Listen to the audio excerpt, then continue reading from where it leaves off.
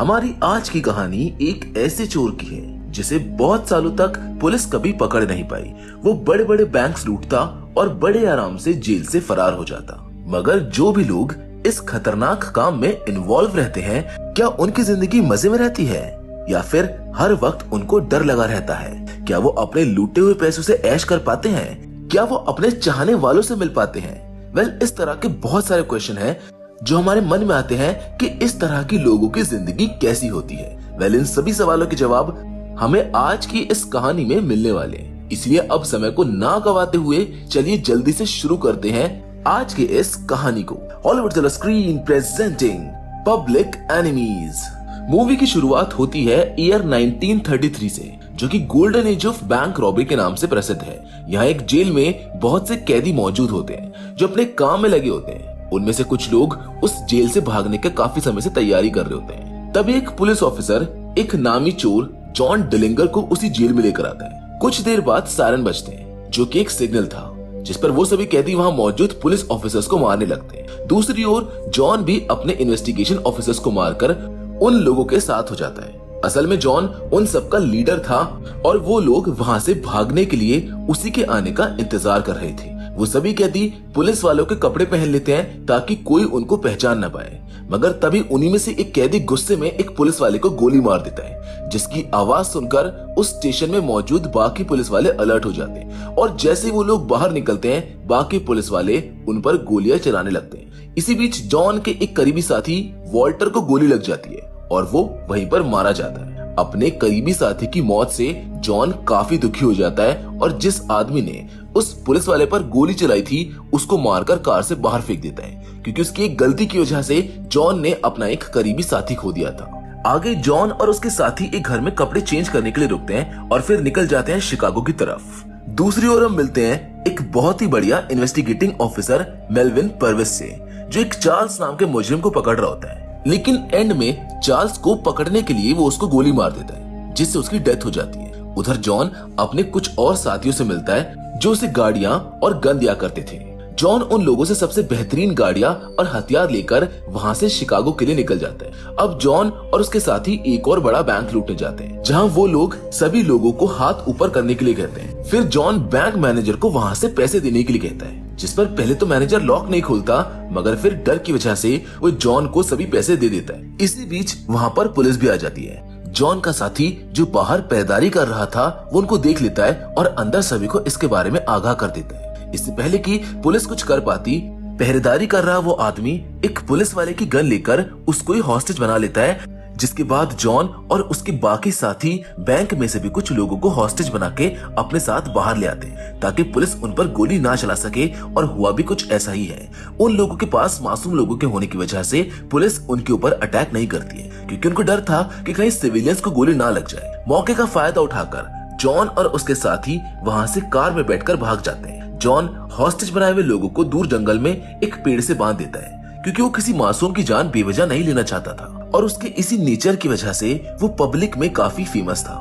जहां एक तरफ जॉन ये सभी बैंक्स लूट रहा था, वहीं दूसरी ओर एडगर हूवर नाम का एक आदमी अपनी एक इन्वेस्टिगेटिंग ऑर्गेनाइजेशन खोलने के लिए वहां की गवर्नमेंट से बात कर रहा था। मगर उसका कोई खास काम और फील्ड एक्सपीरियंस ना होने की वजह से गवर्नमेंट उसकी ये गुजारिश खारिज कर देती है और उसे कुछ बड़ा काम करने के लिए कहती है। अब हूवर को एक बड़ा काम करना था जिससे उसका बहुत नाम हो और वो अपनी एक ऑर्गेनाइजेशन खोल सके। इस चीज के लिए उसने चुना उस वक्त के नंबर 1 पब्लिक एनिमी जॉन डिलिंगर को, क्योंकि वो एक बहुत ही फेमस क्रिमिनल था। वो इन्वेस्टिगेटिंग ऑफिसर मेलविन पर्विस से बात करता है और सभी मीडिया वालों के सामने जॉन को पकड़ने वाला फील्ड ऑफिसर अनाउंस कर देता है, क्योंकि अब एक मेलविन ही था जो जॉन जैसे शातिर क्रिमिनल को पकड़ सकता था। कुछ समय बाद जॉन एक क्लब में जाता है जहां वो बहुत सारे लोगों से मिलता है जो उसके साथ पार्टनरशिप में काम करना चाहते थे। मगर जॉन को उन सब में कुछ खास इंटरेस्ट नहीं था। जॉन को सिर्फ चोरी कराना पसंद था, बाकी किडनैपिंग और मर्डर से वो दूर ही रहता था।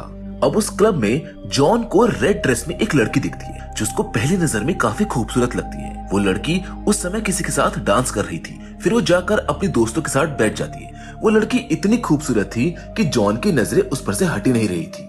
उसका एक साथी जॉन को लड़कियों से दूर रहने के लिए वार्न भी करता है, मगर जॉन उसकी एक नहीं सुनता और वो उस लड़की के पास चला जाता है जिसका नाम बिली था। जिसके बाद वो बिली के साथ डांस करने लगता है। बिली उसको अपने बारे में बताती है, जिसके बाद जॉन उसको एक रेस्टोरेंट में खाना खाने के लिए ले जाता है, जहाँ बाद में जॉन बिली को ये भी बता देता है कि वो बहुत बड़ा चोर है। अब बिली ये जानकर कि जॉन एक जाना माना चोर है, काफी हैरान हो जाती है, मगर दूसरी ओर वो जॉन की बातों से काफी इम्प्रेस भी होती है। वापस जाते वक्त जॉन को एक आदमी बात करने के लिए रोक लेता है, जिस पर वो बिली को बाहर इंतजार करने के लिए कहता है, मगर जब जॉन बाहर आता है तब तक बिली वहाँ से जा चुकी होती है। एक तरफ जहाँ जॉन ये सब कर रहा होता है, वहीं दूसरी ओर मेलविन जॉन को पकड़ने के लिए सुराग ढूंढ रहा होता है, जहाँ उसको मिलता है जॉन का कोट जो उसने चोरी करते वक्त पहना हुआ था। वो लोग बहुत सारे इन्वेस्टिगेशंस करके ये पता लगा लेते हैं कि वो कोट जॉन ने कहाँ से खरीदा था। उस लोकेशन का पता चलने पर हुअर अपने कुछ लोगों को वहाँ पर नजर रखने के लिए कहता है। उधर जॉन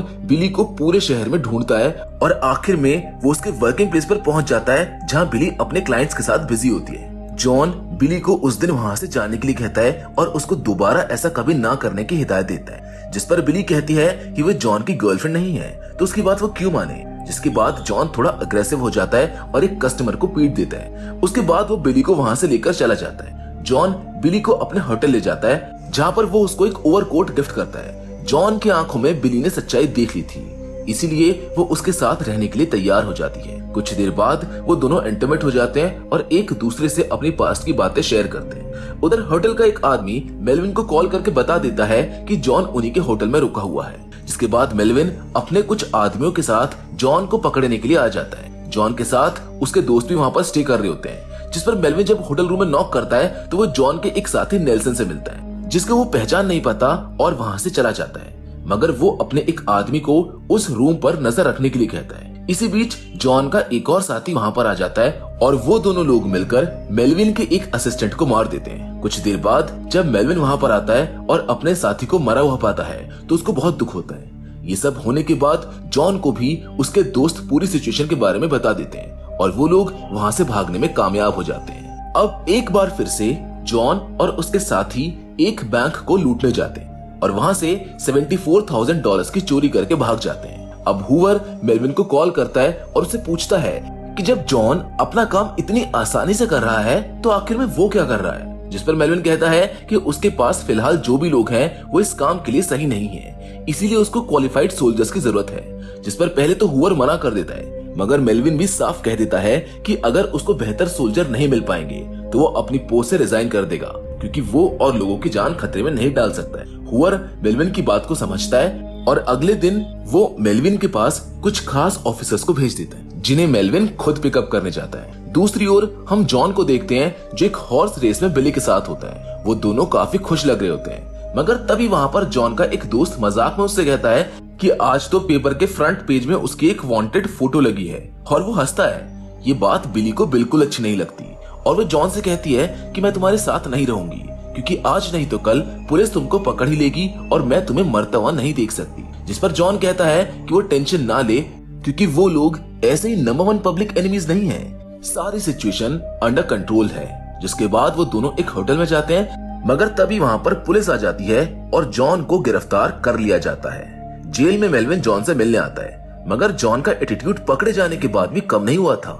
जॉन के पकड़े जाने पर उसको बड़ी जेल में शिफ्ट किया जाता है। तब बहुत सारे लोग उसको देखने के लिए रोड पर जमा हो जाते हैं, क्योंकि जॉन एक बहुत ही वांटेड क्रिमिनल था। उस वक्त जॉन को बिल्कुल सेलिब्रिटी वाली फीलिंग आ रही थी, क्योंकि उसके सामने रिपोर्टर्स की लाइन लगी हुई थी। जॉन वहाँ रुक रुक कर उन्हें एक बढ़िया सा इंटरव्यू भी देता है। वहीं कुछ देर बाद एक पुलिस ऑफिसर जॉन को बताता है कि उसे इंडियाना की जेल में शिफ्ट किया जाएगा, जिस पर जॉन को ठीक नहीं लगता, क्योंकि वो वहाँ से जाना नहीं चाहता था। इसीलिए जॉन अपने लिए एक लॉयर को बुलवा लेता है। जब जॉन को कोर्ट में पेश किया जाता है तो वहाँ जॉन का लॉयर जॉन को उसी जेल में रखने की डिमांड करता है और अपनी बेहतरीन बातों से जज को इस बात के लिए राजी कर भी लेता है। कुछ दिनों बाद जॉन अपने एक साथी की मदद से बड़ी चालाकी से उस जेल से भी भागने में कामयाब हो जाता है और बाहर जाकर सीधा बिली को कॉल करता है। जॉन से बात करके बिली को बहुत अच्छा लगता है, मगर वो जॉन से कहती है कि वो उससे मिलने ना आए और ना ही उसको कांटेक्ट करने की कोशिश करे, वरना पुलिस उसको मार देगी, क्योंकि वो लोग उस पर नजर रखे हुए हैं। बिली का ये शक बिल्कुल सही था,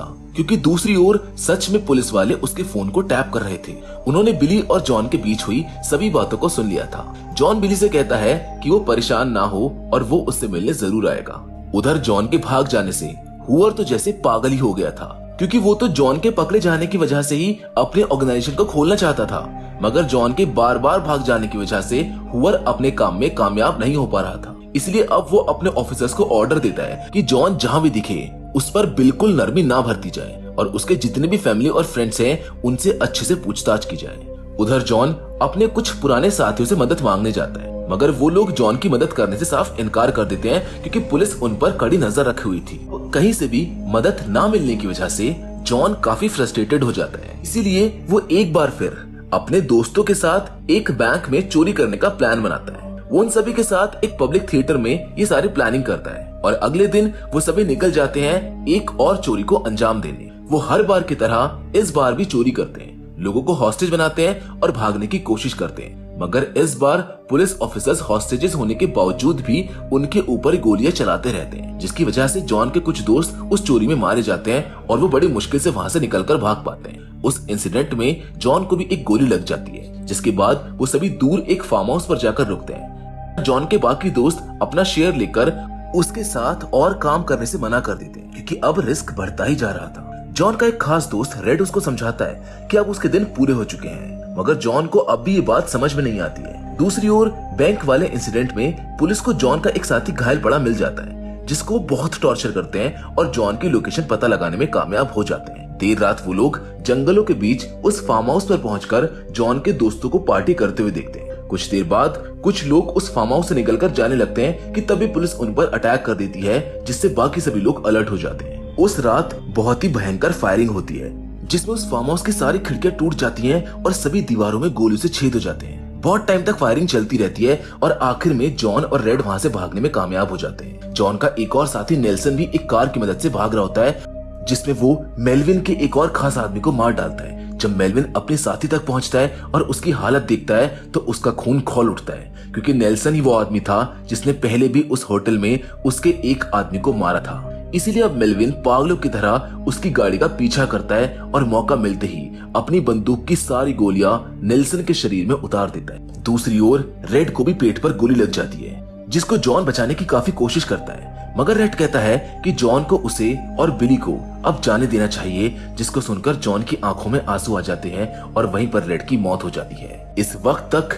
जॉन के सभी साथी मर चुके थे और सिर्फ एक ही इंसान था जो जॉन से प्यार करता था और वो थी बिली। ये बात सभी पुलिस ऑफिसर्स को भी पता थी, इसलिए मेलविन ने अपने कुछ ऑफिसर्स को बिली के घर के बाहर तैनात किया था, ताकि जैसे ही बिली कहीं जाए वो लोग उसको पकड़ सके। मगर बिली उन लोगों को चकमा देकर जॉन के साथ चली जाती है और वो दोनों एक रात साथ बिताते हैं। सुबह होने पर जॉन बिली को कुछ सामान लाने के लिए एक दुकान पर भेजता है, जहाँ पर पुलिस वाले पहले से ही मौजूद होते हैं, जो उसको पकड़कर ले जाते हैं। बिली को अपने सामने जॉन अरेस्ट होता हुआ दिखता है, मगर वो कुछ कर नहीं पाता है। जॉन को पता था कि पुलिस बिली के साथ अच्छा बर्ताव नहीं करेगी, इसीलिए वो कार में बैठकर बहुत रोता है, मगर वो कर भी क्या सकता था।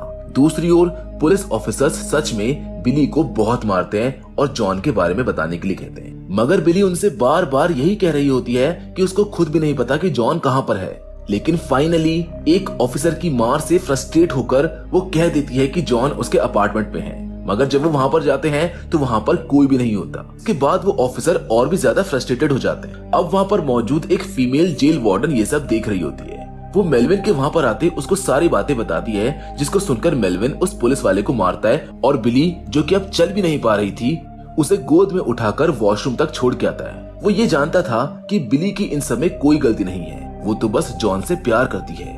अब कुछ दिनों के बाद जॉन अपने लॉयर से मिलता है, जो उसे बिली का लिखा हुआ एक लेटर देता है, जिसमें बिली ने लिखा था कि वो उससे बहुत प्यार करती है और वो चाहती है कि जॉन वहां से कहीं दूर चले जाए, मगर जॉन ने अपनी जिंदगी में कभी किसी को अकेला नहीं छोड़ा था और इसीलिए वो बिली को भी अकेला छोड़कर नहीं जाना चाहता था। उधर मेलविन को जॉन की एक अकम्प्लिस के बारे में पता चल जाता है, जो जॉन को हथियार और गाड़ियां सप्लाई करती थी। मेलविन उससे मिलता है और उसके साथ एक सौदा करता है, जिसके मुताबिक जैसे ही जॉन उसे कांटेक्ट करे और मिलने के लिए आए, वो उसको इस बारे में बता दे, जिसके बदले वो उसको जाने देगा और उसके सभी कामों को भी नजरअंदाज कर देगा। कुछ दिनों के बाद जॉन उससे सच में कांटेक्ट करता है और शाम में वो लोग एक थिएटर जाने का प्लान बनाते हैं सौदा करने के लिए। अब सौदे के अकॉर्डिंग वो औरत ये सब कुछ मेलविन को कॉल करके बता देती है, जिसके बाद मेलविन अपनी टीम के साथ जॉन को पकड़ने के लिए तैयार हो जाता है। शाम होने पर जॉन उस थिएटर में मूवी देखने जाता है और जब वो वहां से बाहर निकलता है तो पुलिस उसको पकड़ने के लिए आती है।